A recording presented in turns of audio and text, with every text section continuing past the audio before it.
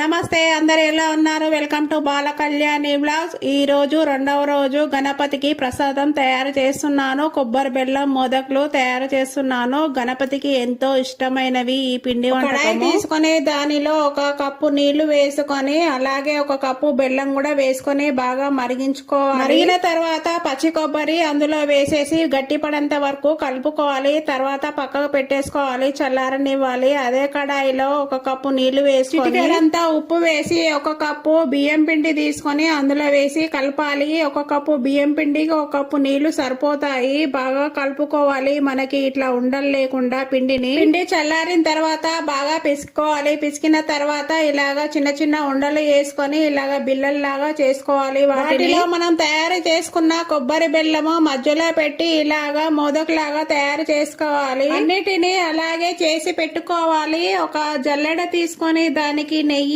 మంచిగా రుద్దాలి. నెయ్యి రుద్దడం వల్ల మోదకులు వాటికి అంటుకోకుండా ఉంటాయి. తర్వాత ఒక బొగోని తీసుకొని అందులో నీళ్లు వేసుకోవాలి. ఆ జల్లెడను బొగోని మీద పెట్టేసి మోదకులన్నీ మనము లైన్ గా పేర్చుకోవాలి. వాటి మీద మూత పెట్టేసి ఆవిరి మీద ఉడికించుకోవాలి. 10 నుంచి 15 నిమిషాలు అయితే సరిపోతుంది. వినాయక చవితి రోజు చంద్రుడిని అసలు చూడొద్దు. చూసిన వాళ్ళైతే గణపతి దగ్గర ఉన్న అక్షంతలని తలపై వేసుకొని 3 గుంజీలు తీయాలి. అలా చేసినట్లయితే సగం వరకు ఏదైనా కీడు గాని అపనిందలు గాని ఉన్నట్లయితే తగ్గుతాయి. మోదకులు అయితే రెడీ అయిపోయాయి. చూడండి ఎంత బాగా కనబడుతున్నాయో. వీటిని మా గణపతికి అయితే నైవేద్యంగా పెట్టేసి పూజనైతే చేసుకున్నాము. ఈ రోజు ఏమేమి ప్రసాదాలు చేసారో కామెంట్ బాక్స్ లో కామెంట్ చేయండి. అలాగే నా ప్రసాదం ఎలా ఉందో చెప్పండి. రోజైతే పూర్తయిపోయింది. జై గణేష్ మహారాజ్ కి. నా వీడియో నచ్చితే లైక్ చేయండి, సబ్స్క్రైబ్ చేయండి.